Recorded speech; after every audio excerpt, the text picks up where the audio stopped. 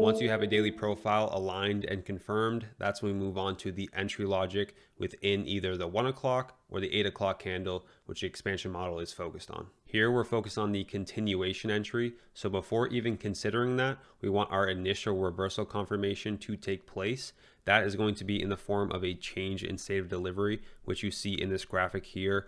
Above this is bullish, so a series of down close candle. We would take the opening price of that highest down close candle. The close above would be a confirmation. If it's a single down close candle, it's just that one opening price. If it's a bearish example, it's the lowest up close candle within that series, taking that opening price. Once the market closes below that, that's the confirmation. If it's a single up close candle, even simpler, it's the opening price of that candle. The close below is the confirmation.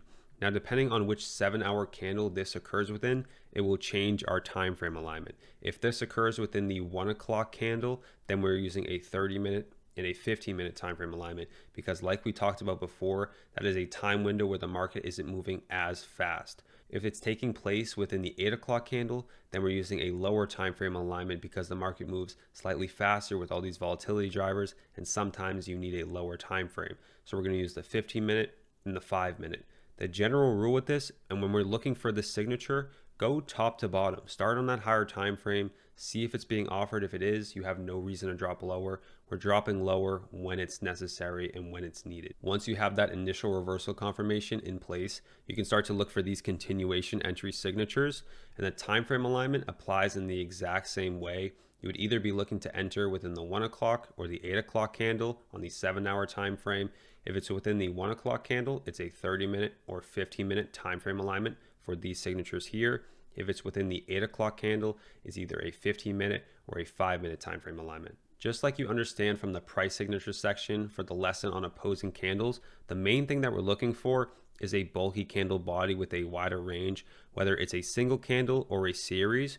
That is the basis of it, but we can pair it with several confluences that create a more probable entry signature. These confluences include running out a short-term swing in that continuation and then closing through the opposing candle, having a divergence at the opposing side and then closing through the opposing candle, occurring at a volatility driver, a session open, a news release, either creating the down close candles themselves or pushing price to close through down close candles.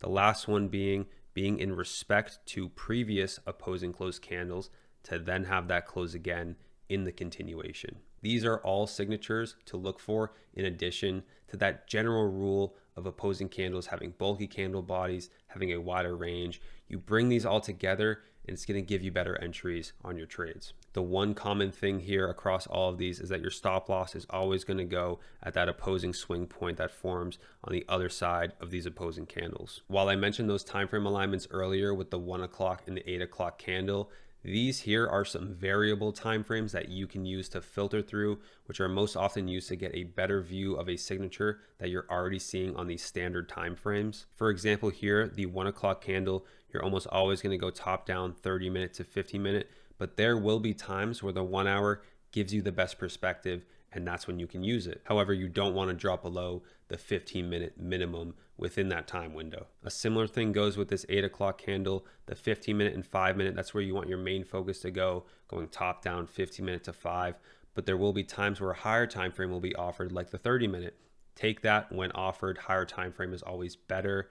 But there will also be times where the 5-minute, you see a signature, you see it there, but you want a clear perspective. You can filter down to the 4-minute and 3-minute as an option, but never drop down below the 3-minute time frame. Now that you understand the initial reversal confirmation, the continuation signatures that you would be putting yourself on side with, and where to place your stop loss, it's important to mention how you would actually enter on these trades in terms of your orders. The way that I always do it when I see my entry signature offered, once we get that close through the opposing candles, that is your green light to put on a trade. I always take the market entry on the open of that next candle if the risk to reward is already in my favor for where I have to put my stop loss. So this example here, once we get that close, I'm taking a market order on the open of this next candle, putting my stop loss at this low, and then I'm looking for that move for the continuation. I do this because a retest of these opposing candles is not a requirement at all. The market can continue expanding in this direction. So this is a valid entry. I want to make sure that I'm getting myself on side, putting my stop loss at the right area, I'm willing to risk those few points to not put a bet on if it will return and retest, because I just want to get onside with that valid entry.